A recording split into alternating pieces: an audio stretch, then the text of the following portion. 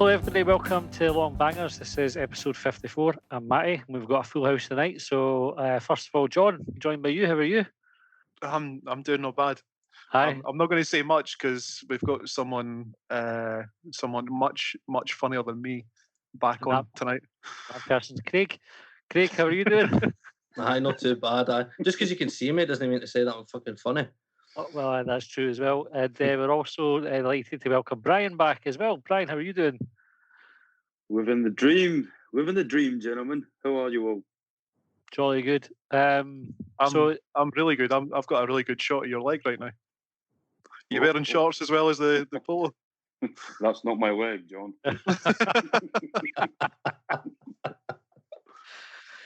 Hi. This is 21st of May, so happy anniversary to you. How did you mark the occasion, Craig?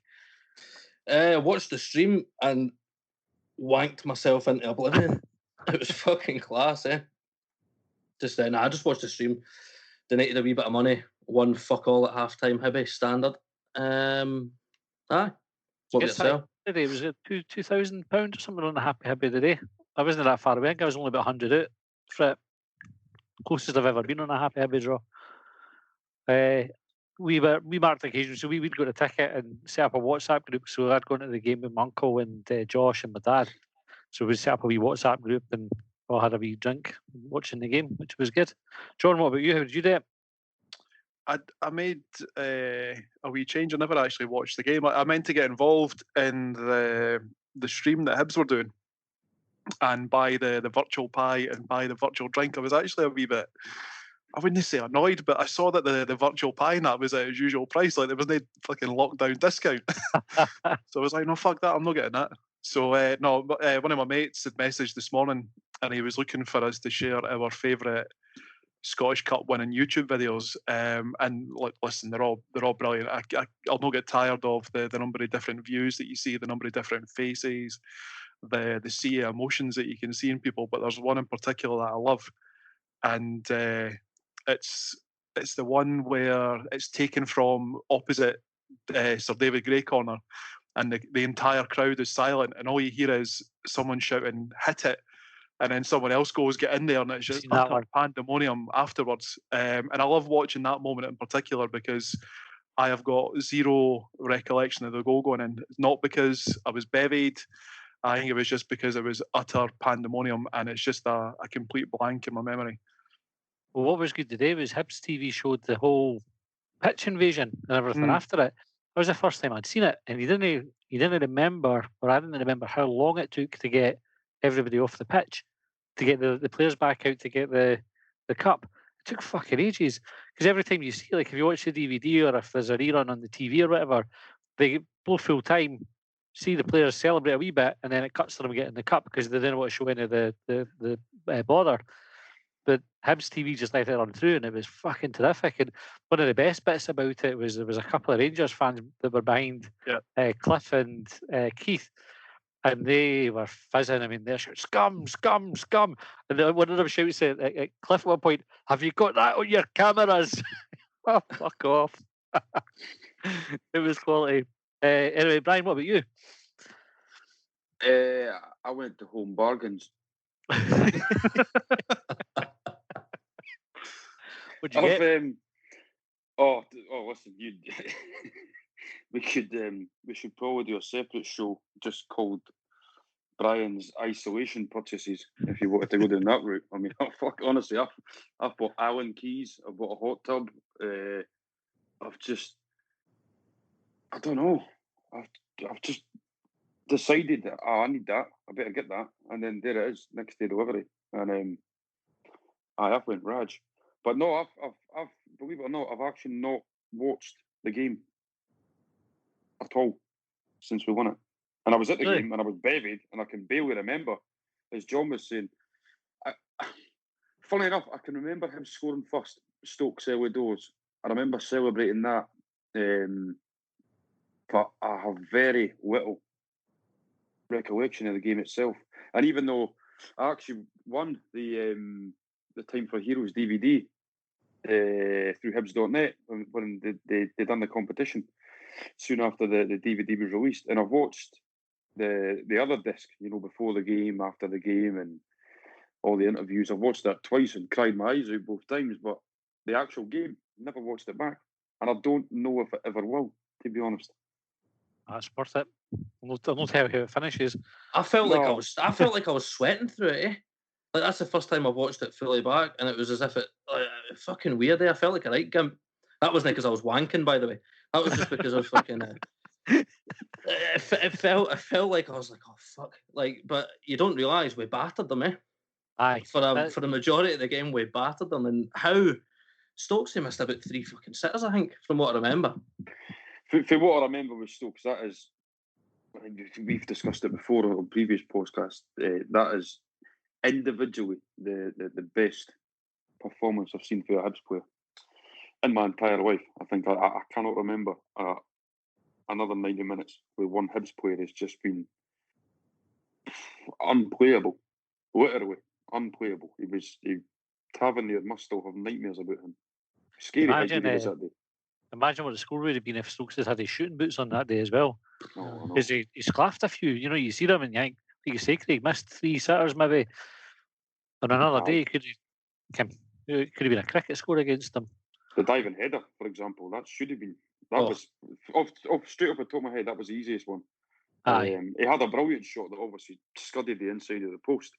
I don't know how that stayed out, to be honest. But aye, if he took every chance he had, then. But then again, you wouldn't change that scoreline and the manner of that scoreline in a million years. That was. I was just going to ask, would it have changed anything for you at all? It's a wee bit of a if Manny had balls question, but if we'd beat them 5-2, for example, I don't think it would have been as good. Nah, I wouldn't have been as good. Because if there was a way to end 114 years with you winning that trophy, that your captain, 92nd minute, yep, you're not beating that. Ah, definitely. I think you've got you're anxious right up until the very last whistle. Like if you take when we got beat for Hearts, they came at 3-1 just after half time. That game was done. They could relax like the whole second half. It was obviously party time for them, but we were. You're still biting your fingernails going into injury time. You're thinking, fuck, this is going to go extra time, and then we get the corner and the goal goes in, and then you've still got a minute and a half or whatever to shite in it because it's Hibs, and you just know what to expect there. It was the perfect final. It was like Pele and Escape to Victory. It was like beating the Nazis. Wow. Pretty similar. Right, we've kind of done the cup final to death over the time we've been doing the podcast. I was thinking, I was toying, I can't remember putting this, recording this on the anniversary, and so you kind of have the temptation to revisit it.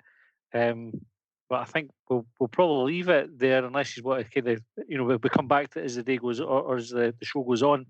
But we'll have some other things to talk about as well. The season ended. Obviously, coronavirus brought an end to proceedings, and the clubs finally voted to end in fairly uncontroversial circumstances. Hibs went down a place without a whimper. Anybody bothered that we didn't get top 6? No. Nah. Nah, no bothered at all. Average points, that's the way it works. That's the rules, that's how they've done it, and no complaints from me. That's it. They got voted on. We voted on it. We had our say, and we took our medicine. It's a strange quirk that St Johnstone finished in the top 6, having never been in the top 6 prior to that. Not once, Not once. It's such a strange thing. And actually, see, when you think about it, like when you guys started doing the podcast, when the season started the way that it did, like it feels like we've had about 3 seasons for the price of one. So it finishing early, I didn't really feel shortchanged by it because we've been up and down and all over the shop. Heckin' bottom made it feel like 3 seasons alone. in one afternoon sometimes. The never-ending story. Fucking hell. It wasn't like an uncontroversial season ending for everybody, though. No. Again, noisy neighbours being relegated to the Championship. Craig, what are your thoughts on that? Get it. Fucking up them. Class. No, I mean, just I don't. I'm speechless, in the sense that we all knew it was happening. Like, I mean, like, you never say it, do you? Because, like, being Hibs and all that, and the way that they went down the last time, and then we followed them when we were like something daft like that, But in the back of your mind, you're like, they're shite, eh? And they can literally, they were throughout the season, they could only pull typically a result against us or Rangers. They won 4 games all season, man. They were pish, and they deserved to go down. And yeah, if I'm putting on a kind of not a sensible head, but if I'm looking at it from a different perspective, if it was Hibs in that position, I'd be gutted. Like, you know what I mean? I'd say, but if you're being perfectly honest, then there's no fairer way. Like, there's no way to keep them up and Aye. and not bring somebody else up and all that pish and just fuck them, get it up them, get it right up them. What about you, Brian? Did you have sympathy for them?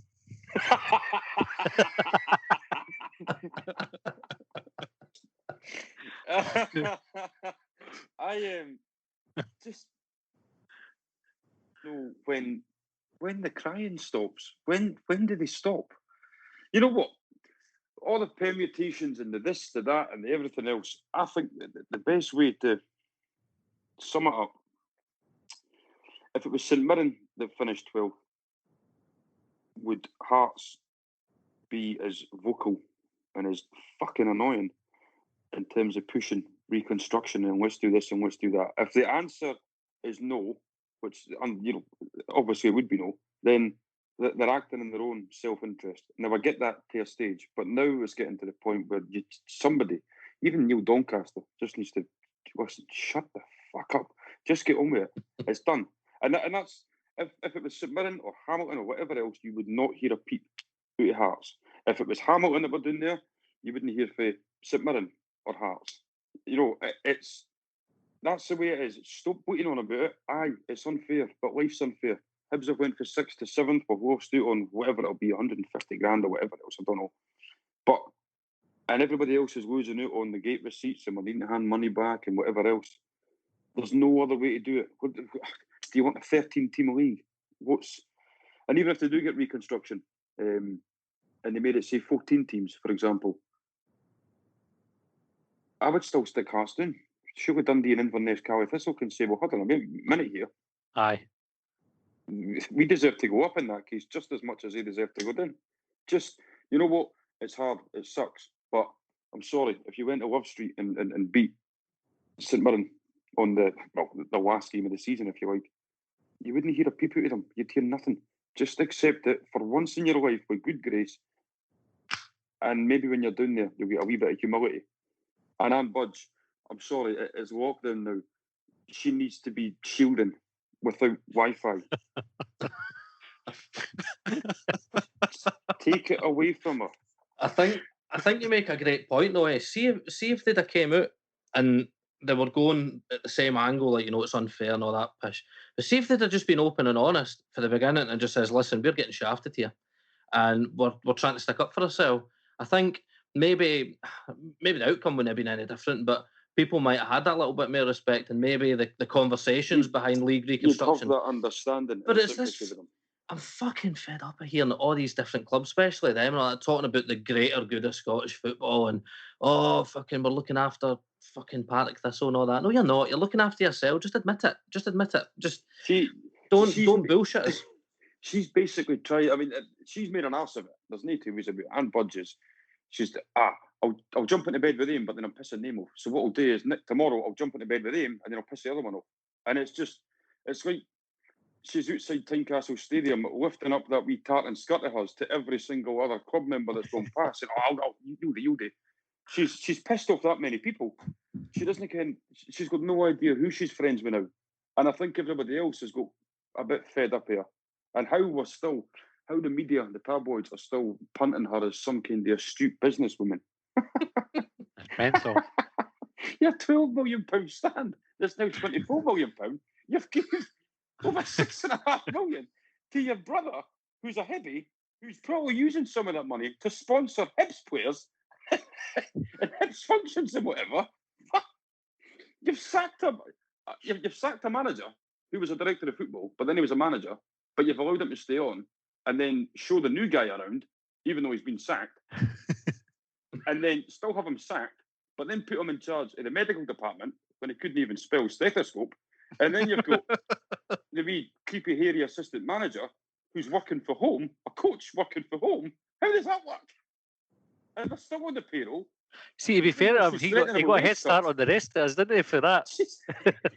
Even though you've got these wage cuts, so you've got a sacked manager who, even if he's taking a 50% cut, he's still getting paid more than the actual manager who's working for fuck all.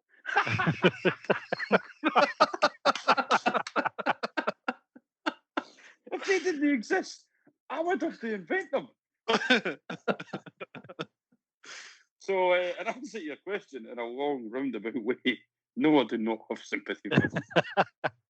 And what about you, John? Can you make a case for them? No. I don't think that I could add anything to Brian's rather eloquent breakdown and summary there.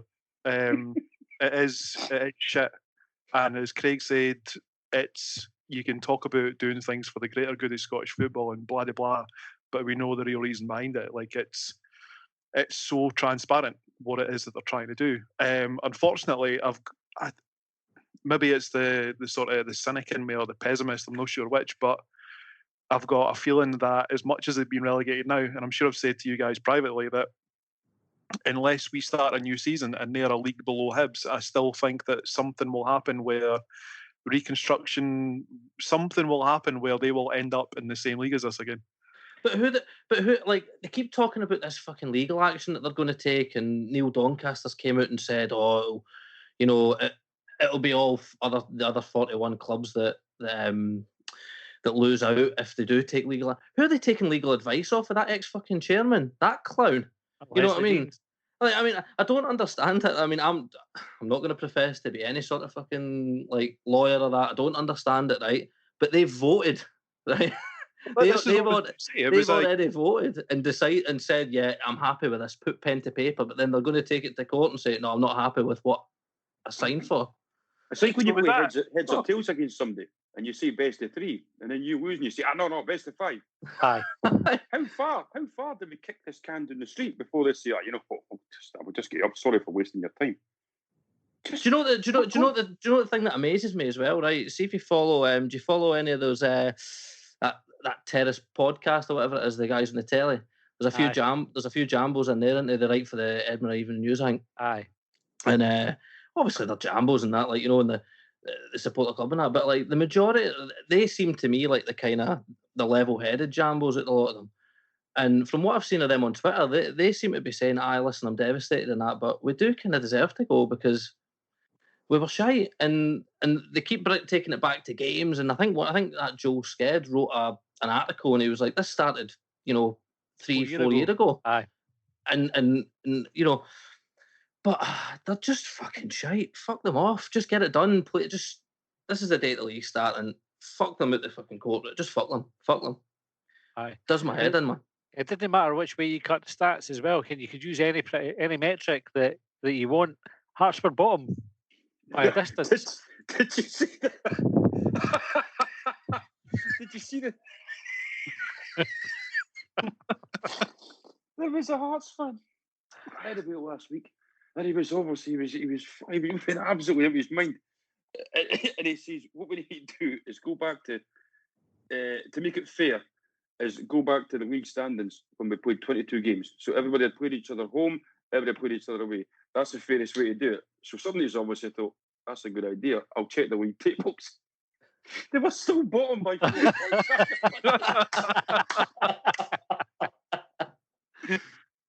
Oh, that's a point actually.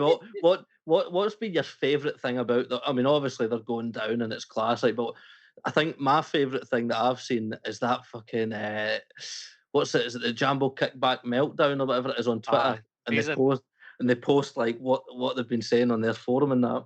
And it's the one where the boys it's a big post, like, just imagine we go to St Mirren's ground, we beat them 1-0, scrappy, shitty game, like, you know what I mean? They go bottom of the league and then COVID takes over. the league finishes and they get relegated, that would be fucking like I can't remember what the one terms he used. That, my friends, would be karma. Or yeah, something. exactly. Yeah, it's like you could not write it. And every time I see it, I just get a wee store of it. It's class. It's like Karma read it and just went, I'll fucking show you Karma now. Hold my beer. Hold my beer. Oh, yeah.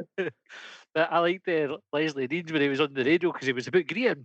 I think if you heard him when he was on Sports Sound, and he was that upset about it, and then he was moaning about not getting the semi-final, and he said, it's against a team we habitually beat. And I keep going, you've had 4 wins all season. You didn't habitually beat anybody, you daft prick. I think my favourite's just been Anne Budge. It's just the desperation. I think the funniest one surely has to be where she said she was good at multitasking, and I'm thinking, you built a stand and forgot to order fucking seats. It's got stairs to a wall. And just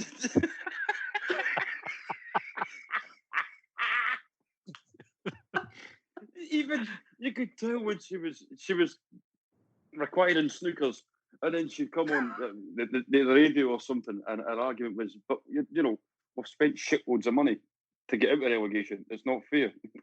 Aye, okay then. That's how it works, obviously. We'll just move you up to third. Well done. Well, I saw a tweet from Mikey Stewart last night where he was talking about reconstruction, saying it was the only way to right the injustices ending the season early. I'm going, it doesn't really. It rights maybe one injustice. If you consider Hearts getting relegated as an injustice, it maybe rights that one. But then in 2 seasons' time, when you've got to get the league back down to 12 teams again, you're relegating 3 out of league potentially. You know, at the minimum 2 that you're relegating. So there's an extra team that has to go down. But then it does nothing for the injustice. For example, Rangers not being able to catch Celtic, or Motherwell not being able to finish second, or Hibs not being able to get a European spot. Like all of these things could have happened if the league was played out. So every club has got an argument to say that there's an injustice. It solves one injustice. That's it. So what do we do if there's a second wave, or a third wave, or a fourth wave? Do we just end up with one league with 42 teams? with everybody in it. 44 of that. We'll invite Kelty and Brora in as well. Just, where does it stop? Take your medicine, go down, put yourselves in administration, I would imagine, and then hopefully, third time you're asking, you might come back with a bit of humility and a bit of class about you. But I don't know. I mean, you're talking about class. There was a guy saying some of the spirit in the Craze Battalion, and I'm thinking, yeah, we know you won the war, but just take your medicine, start again. I think everybody's after him. There's like a Catholic conspiracy and everything. That's the sort of stuff that's coming out of like follow with the kickback. Wow. Absolutely mental. Scottish football's lost it. It's just lost. It's gone beyond just banter. Like I think it's now that bonkers that it's brilliant. Oh, like it's been the best footballing season without football, I think anybody's fucking ever had.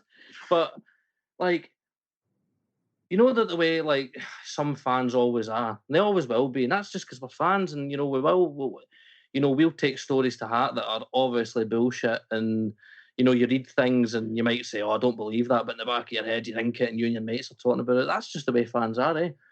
But it's like fucking board members and that are going in and like, oh, whistle blowing because he fucking bullied me and all that. Fuck, piss off, man. Nobody bullied anybody. You just want to get what you want.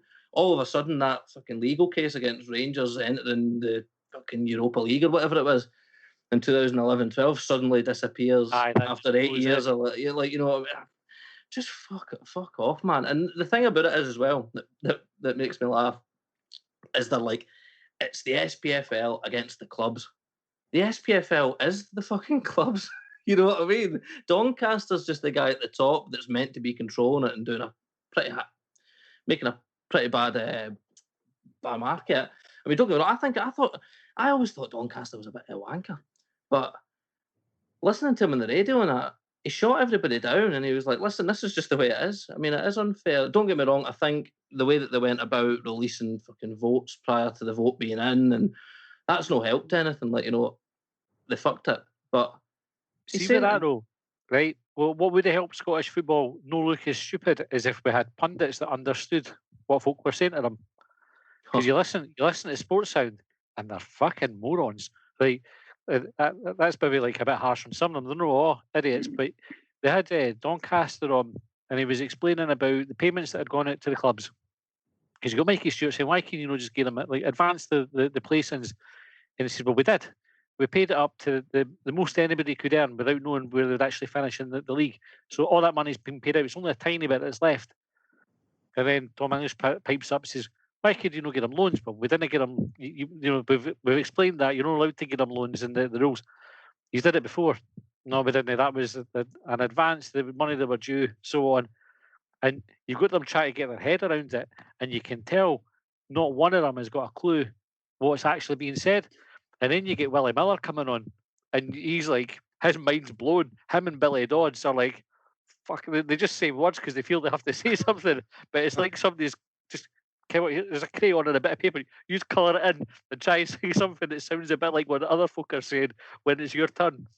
They've not got anybody on that show that can actually kind of digest the information. So when Doncaster's going on and explaining it, you need somebody that can go, right, I get that, and I can explain it so that these clowns understand it and the listeners understand it. The reality is quite boring, though, isn't it? Like, if you can, like, I remember because we were talking in that group the day that the first Sports Sound radio thing went off when the vote came out and all that, and Rangers put out a statement during that radio thing calling for Doncaster's head, and it was just wild, and it was the media want that. You know what I mean? They don't have any football to report on. They need people. They need stories like this. And when Doncaster's telling them, listen, we don't give out loans because we gave a loan to Gretna, and then they folded and they couldn't pay us back, so everybody lost out. That was the kind of like, there's more to it. So he's like, so we don't do loans. But you done it before.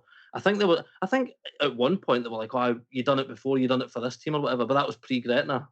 Before it, like, you know what I mean? It's like they just want something to be wrong, don't they? Aye. You know what I mean? And they pushed a point that was wrong to start off with. They just what was it I say is like willful ignorance. Is they're either too stupid to get it or they're choosing not to get it, so they didn't have to look stupid by backing down. And I think because, I mean, I'll admit, when Rangers came out and called for his head and that and said that they've got a whistle blow and all that, I'm thinking, bloody hell, something has gone on here. Because you don't come out and make a statement like that, surely. I mean, as much as, because Jim Trainor's gone, and that was that new boy, the Orange Lodge boy. The Orange Lodge DUP bloke. That was like his first statement, pretty much, wasn't it? What a way to make that for years, eh? What a way to make an entrance, by the way. Well done, big man. Yeah, I'm calling for the head honcho's fucking bonds, but I just, at the time, I thought there's got to be something, and it turns out to be a fucking like a damp squib, and it's nothing. And what? It's just fucking put it to bed, man. And the thing is, the problem is people like Tom English and that. Right? I normally don't mind Tom. I don't think it's like terrible. Yeah.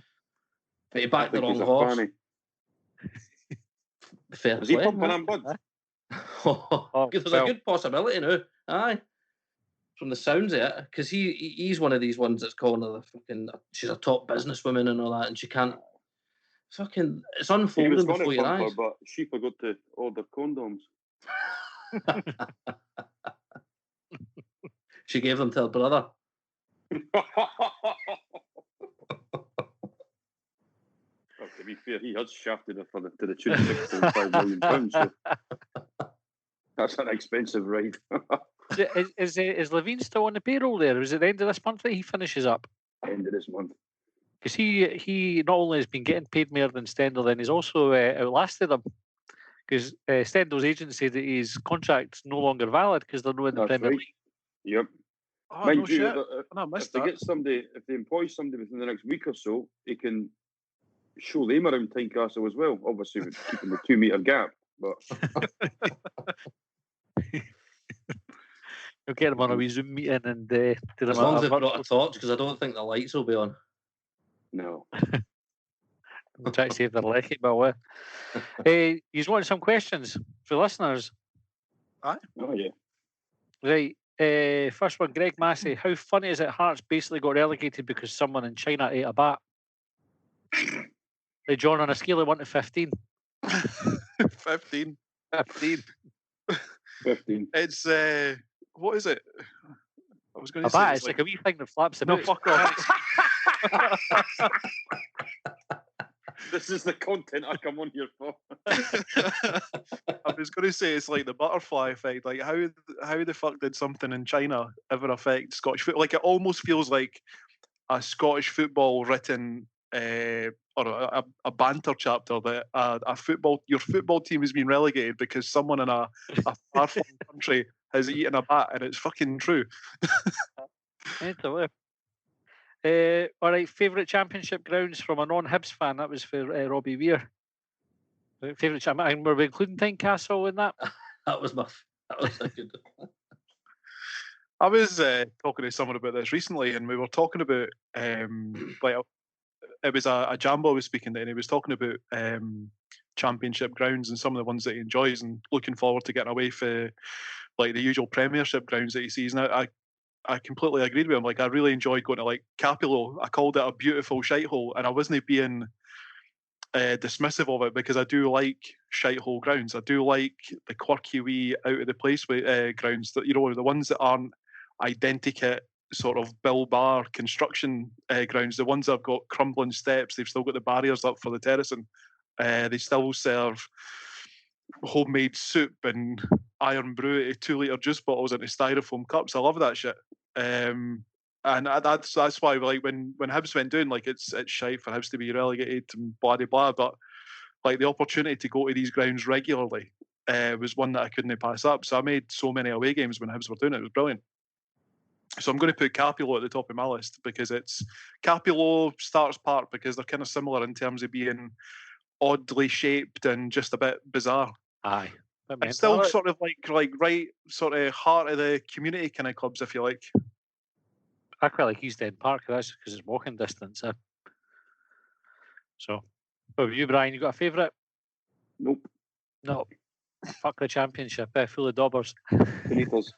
What about you, Craig? Beneath us. Nah. Very good question, Robbie. Right, I can get back into my phone. Mick Granley says, will Hearts take EA Sports to court when they're ejected from the Scottish Premiership in FIFA 21? We'll get on to their legal team. They're putting serious money behind this legal challenge, so they might as well go after the big guns. They'll probably ask the government. Right, here's Zach the Dog says, if you could choose one player from each team in the league to sign for Hibs, who would you take minus the old firm? Right, so if rather than doing one player for each team, if you pick a team and take one player from it, will save us a wee bit of time. So, John, what team do you want and which player are you taking?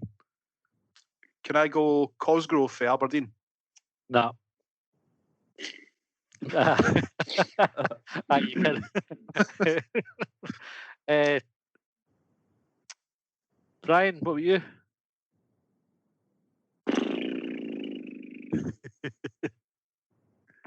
I'm going to take the busy wee boy from Motherwell. I'll get his name in the midfield, the engine room. Busy wee player. Very talented. I just can't mind his name. Is he the one the boy that nearly signed for Celtic, but the done his leg in? No, it wasn't him. No, Tony Watt.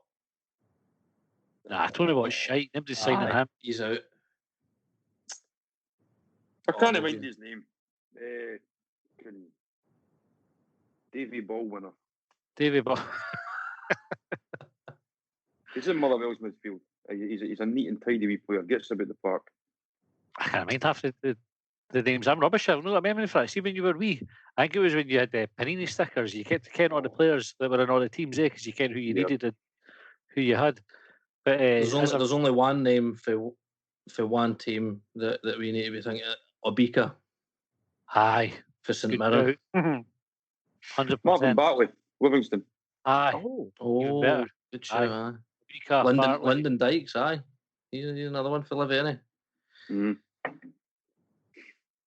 Okay, I would take. Who's the Motherwell goalie? is it- Trevor Carson, It's no him that I'm and thinking of. Who is it? Mark Gillespie. Flacky or something like Flacky. He's got like a daft name. Oh, Like, aye. Yeah. You thinking of the St Mirren keeper? aye, he's decent. Gladkis. That is his name. Yeah. Aye, him. That's who I'd take. What about Craig Levine?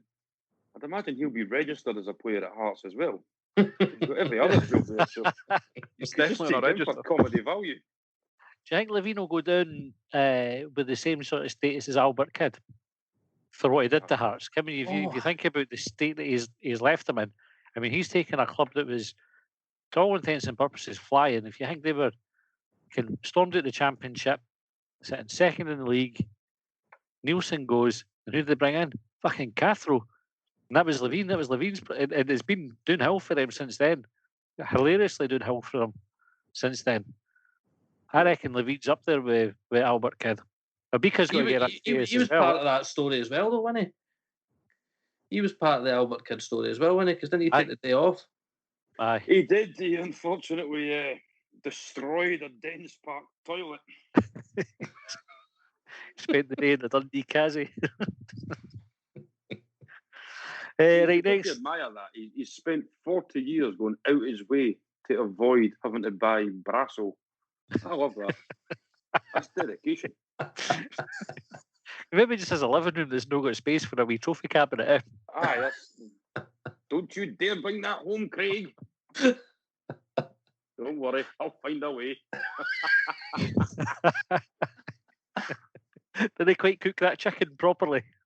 Do you reckon that's why he's maybe stayed at Hearts and took the wage, because he thought by this time the Scottish Cup might have been finished and there might have been a slight chance that he'd have been a part of the backroom staff working a back shift with a trophy to his name? Do you think he would have John Terry it and come out with the Hearts kit? John Terry, aye. And With Coleman 86 stopped him. strip on. Could you imagine? Right, Dean Trainer says, will Hearts ever recover from relegation, stroke expulsion, stroke skullduggery, stroke inbred sex, stroke poppy stealing? Craig, are they recovering? Do you have to recover from inbred sex? I would imagine it's going to Probably have to take better. some hold on you, innit? That you don't. You just want to let that gene pool die out. Aye, of course they will. It might take a wee bit longer than they're expecting, because I think if Budge is staying, putting on the sensible head, I think she's lost it.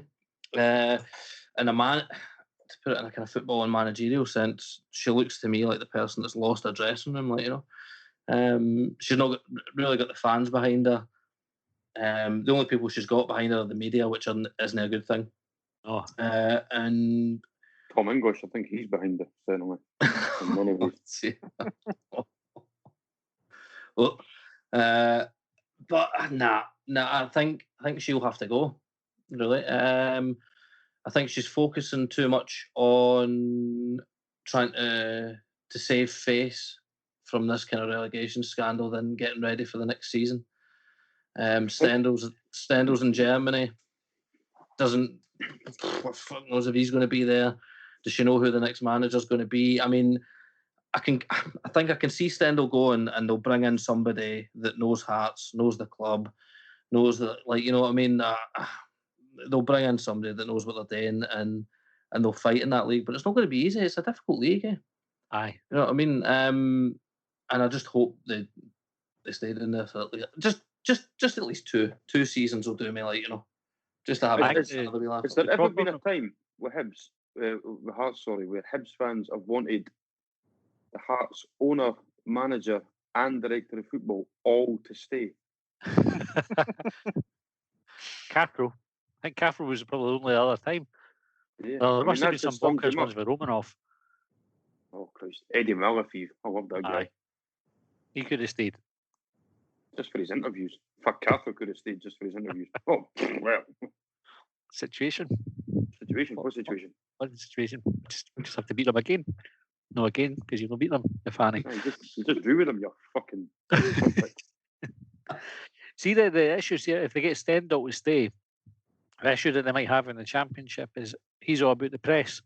And you can't play pressing football in the Championship because none of the teams are playing it for the back or try there and just launch it. They'll just defend against that. Pushed to notice. I think he'll stay anyway. I think we'll see him again. Right, next question. Kunster, Brian, you can take this one. Should we bring back the Festival Cup?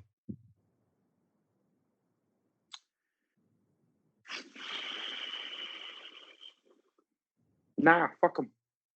I don't want to see them. But as much as I love the derby, I just didn't want to see them for a while. Just go down, stay down there. We can wait and play the kids. Against Hearts, is that a good idea? Aye, fair point. Right. Craig, you can take this one from Mixu99. He said, assuming McNulty goes back to his parent club, could Liam Boyce be a realistic replacement given A, Hearts wage bill offload, and B, he won't want to play in the Championship, and C, that Suter at the back, Boyce in attack, things didn't work for Diamond Stendhal. Oh, do you know what? Do you think he looked that good? Nah. He scored 2 goals in 9 games. Two deflected goals as well. Yeah. Nah. I'd love like a bit of shithousery, like sign Hickey or something like that. You know what I mean? And not play him. Just fucking, you know what I mean? Like, I'd love a bit of shithousery, but nah, no for me. Like, fuck him. Fuck him. I'd rather have Deutsch than Boyce. Yeah. Without. Mixu99 also asked, John, you can take this one. Do you think FIFA 2021 will have empty stadium competitive games? Should probably be an option, eh? I will be behind closed doors. Unless they go for a massive curveball and they do what the South Koreans did recently and put sex dolls in the stands. That's amazing. Like, can you imagine the viruses that they'd be picking up? They all look shocked as well, eh? Aye. If your team got beat, they'd be feeling deflated as well. Right. Why didn't he always look shocked? Well, you'd be shocked if you came up with what was happening to them. Maybe they just witnessed what happened to the first gen. Why don't we just have a... But you know, I mean, I must confess, I've not bought one, but surely if you're the consumer, you'd want them to, I don't know, look like they're enjoying it. You are very, very keen to stress the point there, Brian, that you've never bought one. Have you ever used one? No, absolutely not. I had to think there. Well, there was that one night. Does that count? No. Do you know, hang with him, right? Aside from the fact that there would definitely be a moment you think, what am I doing? Right? If you were using one. But the noise would probably pick, because that can't be a quiet thing today. Surely. I think you just have to withdraw and let her down gently. So are you saying, Matty, that you've gone to the effort of research and buying and having a sex doll shipped to you? You've got a hard on and you're in it, and then suddenly you go, "What am I doing?" Aye, I feel like that moment is long past. At some point in that process, you're probably going to go, fuck, hope none of my mates see me. Do you know, like that? What? How's it come to this? Hi. How did we get to sex dolls? Chinese. Was it? South Koreans. South Koreans. Right, I don't care if that was a racist question now that I asked it there. It wasn't meaning to be. Right. Would Craig Levine consider coming on to a future podcast, assuming he has more time in his hands? Should we invite Levine? What a podcast that would be. Oh, you should extend the invitation through the official channels. Don't know what they are, but it'd be amazing if it came out that he was like a lifelong Hibby, and he's been dead set to fuck Hearts for the inside for years and years, and when his final paycheck's in and he's gone, he just dons a green and white scarf, like, you know what I mean? Off the Scooby-Doo style. No, but it's been a good laugh, isn't it? Like, you know what I mean? No regrets. Regrets. Right, Ian Falkins says, with all these ongoing threats of legal challenges, can anyone enlighten me as to what rules, if any, have been broken?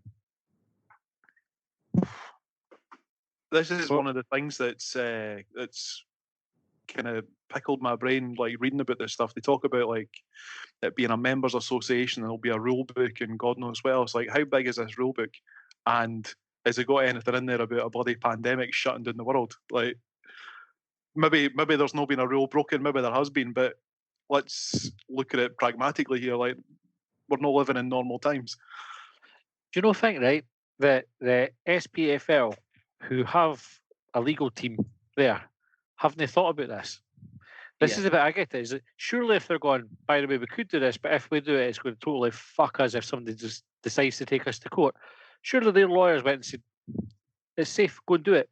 Otherwise, they wouldn't take the risk. From what I've read into it, and again, I'm not a fucking lawyer, I'm thick as fuck, but even though it's a members association, there's got to be like a higher organisation, like, do you know, like devolved rules and stuff like that. There's always somebody higher that they go by those rules. From what I've read into the SPFL, have to go by some sort of rules that, like, they're talking about the 11-to-1 voting system. I think that's something that's set in stone by somebody else, maybe like somebody that's higher up. But you can change it, but all members have to do it. Like, you know what I mean? Vote on it. Yeah. So it's like, so when people say, "Oh, why don't you just give out the money because we're a members association, so we can do it?" And then what they to put it into kind of layman's terms, so they're trying to say that if it's for the better of everybody to give out money, then you don't have to have a vote for it. We're a members organisation; you can just give everybody money, and that's the sort of thing. However, I think the SPFL still need to play by a certain law out with the membership organisation, if you get what I mean. So they can't willy-nilly just decide to do what they want, even if they think it's for the benefit of all members. They've got to follow, say, like corporate law or something. I don't know what it would be called. But people don't seem to think about that. They're like, oh, if it's a members organisation, it must just be easy just to do what is obvious, like good, but you can't do it against actual law, not just SPFL law, if you know what I mean. Whatever they want to do has to be in their articles, so that it will define, like the bit about, and this is crucial as well, probably related to this question, where they talk about when the end of the season is. And I can't remember the exact wording, but the rules say the season ends after all the games have been played, or after 38 games played, or at the discretion of the SPFL board. Yeah, that's right. And it's that line that they've got in there, which is different to what the Premier League in England had. They just said they have to finish the games. So, in terms of rule breaking, they've not broke the rules because all the clubs voted and said we'll end the season now because we can't complete it. All the clubs voted to say the methodology that they use to calculate league standings, and nobody has yet voted to say we'll not have relegation and we'll not have promotion, because that's in the rules that you need to relegate a team and a team needs to come up. So, again, I'm like you, Craig. I'm no a lawyer or anything, but you would see, just looking on that, it looks like there's a pretty easy case to say no rules have been broken. It's all been legit. And you voted for it. So and you voted for it. Suck it up. Right, doing, yeah, fannies. Old cunt.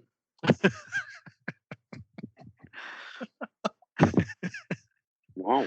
Right. Is that the first time we've used that word on here?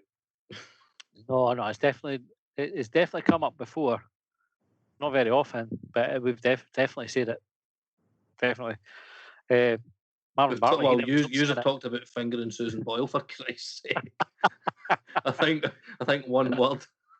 And that was one of our more intellectual cuts. That was when we were relatively highbrow.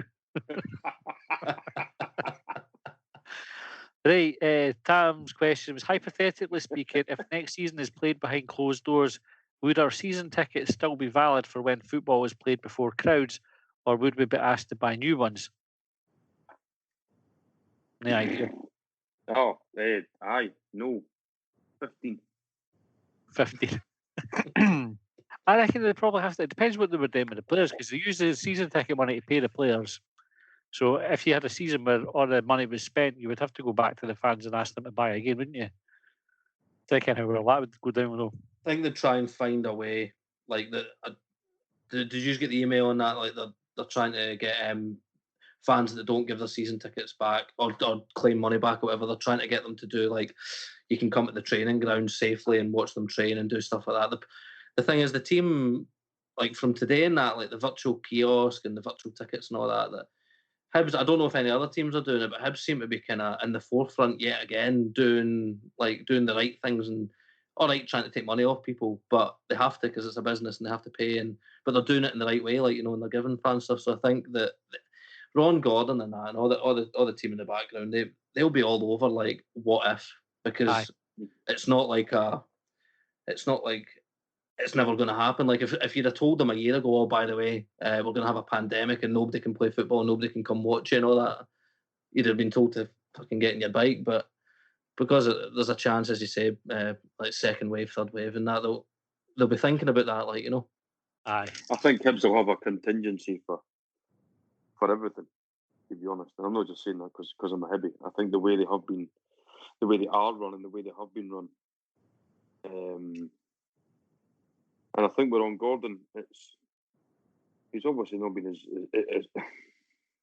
things haven't went according to plan, if you like, for when he come in and what the plans were for this summer, for example, because of coronavirus. But I think, personally speaking, from what I see and hear from him, you can imagine that he's got his finger on the pulse, I think, and make sure we're ahead of the curve. I think he deserves a kind of a big bit of praise as well, because if you can remember back to, you know, prior to him coming in and Heckenbottom and the football being shite and all that, there was questions asked him, wasn't there? Because he came in and he was quiet for a good while and he said that he was going to come in and wait. But I think out of all the teams with what we talked about the other week with the NHS, you know, the thank you NHS and everything, the way that he's done it, deferring wages, looking after players and all that sort of stuff, I think he's been brilliant, eh? And long may it continue. How long? I mean, when have we ever really been able to say that about Hibs? Where you like, it's weird to be proud of the kind of backroom stuff. Like, you know what I mean? You think, oh, every time they come out with a new tweet or something, I'm thinking, fucking yes. Like, you know what I mean? And it's never been like that for me. It's a lot of sort of, it's like understated. I'm not saying under the radar, sort of quiet, gentle improvements. There's no sort of grandstanding. You know, again, I'm not trying to compare to Hearts, but you look at Romanov when he came in, he was got to build, a stand on top of a hotel, on top of a car park, with a hotel on top, another stand. Nuclear bunker. And winning the Champions League and whatever else. There's been no sort of grandstanding and getting. He's managing expectations. He's trying to get folk excited, but at the same time, he's not saying, "Listen, you know, we're going to win the World Cup in 2 years' time." For example, it's the statement they came out with, you know, improving the match day experience, stuff like that. It's not huge, massive. We're going to build a 40,000 seater stadium, whatever. It's just nice, incremental improvements that he's bringing in that makes you actually believe it, because you think, you know what, it's not a huge leap. It's something that we possibly should have been doing before. We've not, but he's saying we're going to do it. The thank you NHS thing, even that was very well done. We didn't go over the top about it. You know, we could have went over the top, and then it would have been that's a publicity stunt. You know, they want people to say, "Oh, look at Hibs, they're brilliant." They just done it. They done that in a great way as well. There's a sort of an understated class about that, I think, if I'm being honest. I agree. I think the messaging for the club has been spot on through this. Even things like the day where they're showing something for free on YouTube, asking folk if you can pay a fiver, and we'll give you a wee something for it, so you get like a wee program. But John, you were mentioning about the virtual pie kiosk. If you what they were doing is, if you bought one, they were using that to buy food for people who needed it, rather than Hibs collecting that money. That was for, you know, food banks, or I can't remember exactly where it was going, but they were using those donations to buy actual food for people who needed it. So if you're thinking your comment earlier on makes you sound like a prick, it does. It does, aye. So I'm going to plead my usual ignorance. I didn't appreciate that, and obviously I was being flippant with what I was saying about the pies and whatnot. If I'd actually got my finger out, I would have bought one. No, you've said it now. The Happy Hibs draws, and then the tickets for the day, like all that kind of thing. Would that have happened before Ron Gordon? Potentially. potentially, but I don't know if the altruistic side of it would have, whether we would have done it for the community, like that kind of thing. I think that's one of the things we've definitely raised our game on is that being there for people who need it. What's he done though since he's came into Hibs? Like in that sense, he's done loads. Like behind the scenes, he's like the greenest club in Scotland. Yeah, you know, talking about all the advertising, the Hibs in the community, and I think some of the stuff he's taken over, but he's all about he's all about projecting an image, and it's not just to the fans; it's to elsewhere. And like you're saying, that we talked about it again, so we won't go over it again. But the whole NHS thing, I mean, it was brilliant. It's a great idea, and it's great that the club are a community club and they're giving money to. But there's of course it's a publicity stunt at the same time. Of course it is.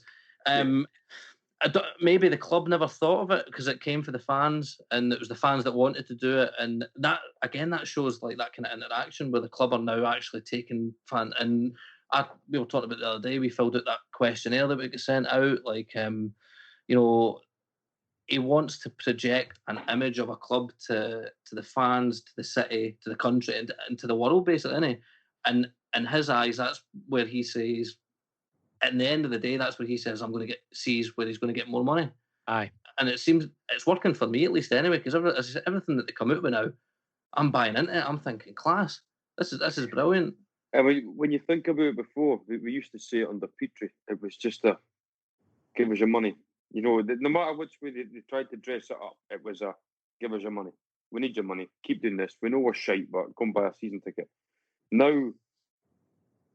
It comes across without them even trying too hard. As you say, Craig, we're buying into everything and without thinking, oh, that's another money-making scheme. Your first thought, isn't it? It's a money-making scheme. It's that's great, actually. I want to be a part of that, or I want to buy that, or that's brilliant.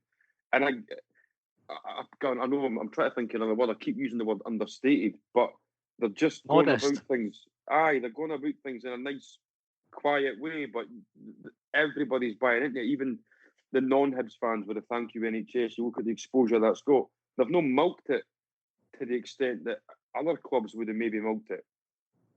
There's a nice understated class about them. I like it. I must admit. I really do like the way they're behaving at the moment.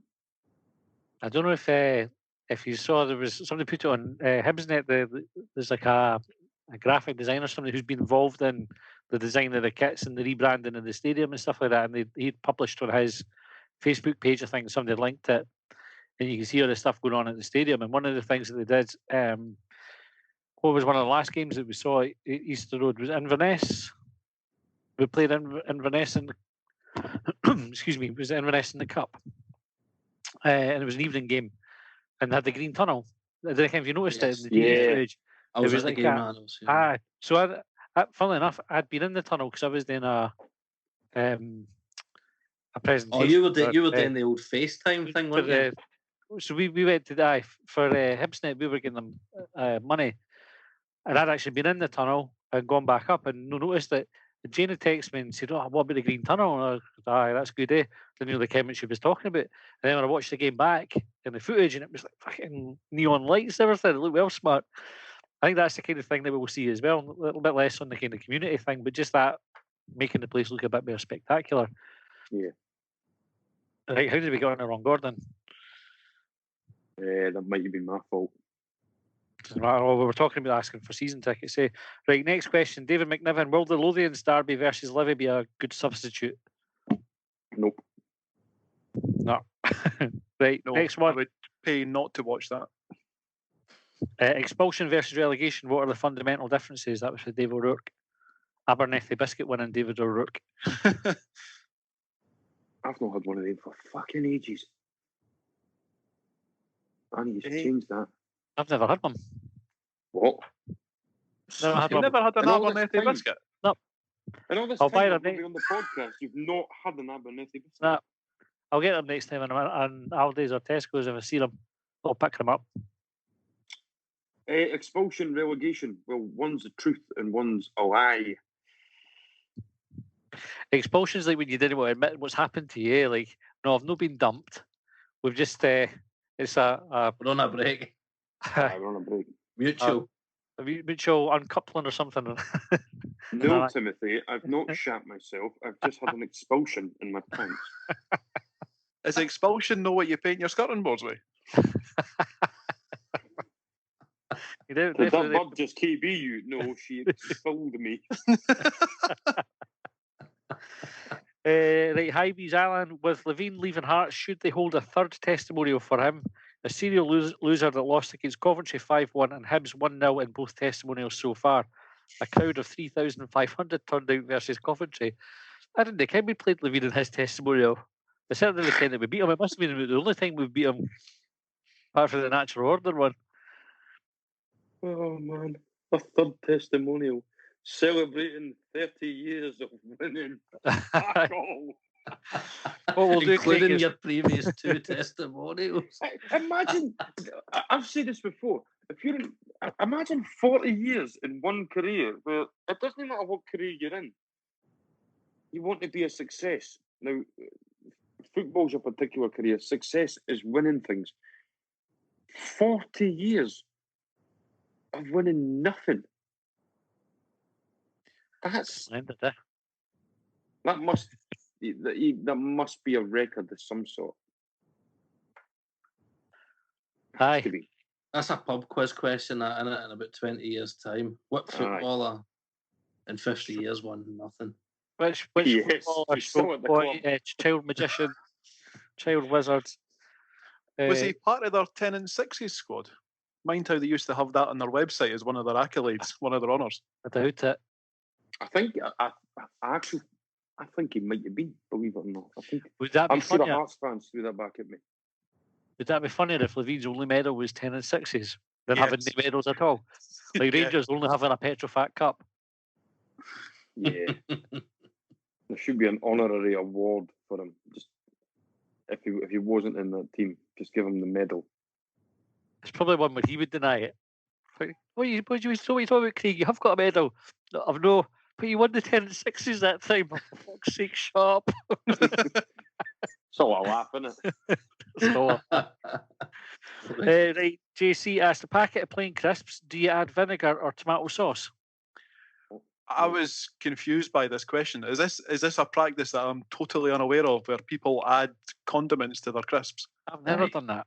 Right, hold on a minute. Well, You, in fact, can't, with you exception- can't say fuck all about people adding condiments to crisps and that. The nonsense you had going on the other week.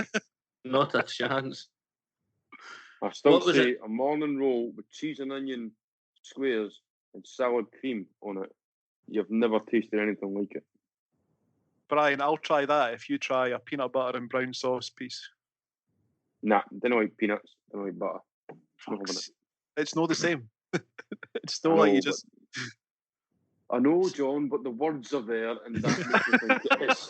I think he's Is it the new squares though? Have you tried it with the new squares? I didn't even know there was new squares. Oh, don't. I'm sorry. I'm normal with the Don't- crisp connoisseurs. No, I don't. Don't buy them. Anymore. No, don't buy them. Oh. They fucked it. Do you know how it used to be like a proper gum ripping, thick, sexy fucking crisp? Oh, aye. It's now just like a thin, piss weak, shitty crisp. They fucked it. Fucked it. See if you. I don't know, Brian. You say you're a crisp connoisseur. Have you tried Mackey's of Scotland? I Their don't like crisps. them. Not nice. You don't like them? Nah. They're a proper crisp. They are. They look like they should be nicer than they are. Yeah. When you see the bag, you think you're in for a treat, and then you eat them, and think, didn't live up to expectations. I've still yet to see anything beat a 6-pack of Royster's T-bone steak. Oh, what a crisp, man. Although I did, what did I pick up today? I think it was Walker's cheeseburger flavoured crisp. I've not tried them yet, but I've seen them and I thought, I'll be having that. I wonder if it'll taste like Gherkin. Oh, I hope no. That'd fucking ruin it, wouldn't it? You tried the chicken tikka Pringles? Aye, No. Aye, they're good. The hoisin duck ones are nice as well. Right, I think we've only got one other question to go. Ton Jong Po said, will Budge ever get a refund for that facelift? Fucking hope so, eh? Right. Me You think we need to Bagpuss. answer that? I don't think so, do we? No, Should no. they pick our folks' appearances and that's no lady. That's no nice. No, it's not her fault. She won't suit my scrotum.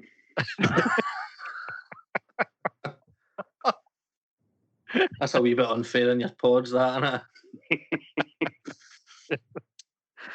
So Right. see when you're having a piss or something, Brian, do you look down and go, fuck me, what's Ann Budge doing here? No, I look down and I think, fuck me. I must have been a right bad man in a past life.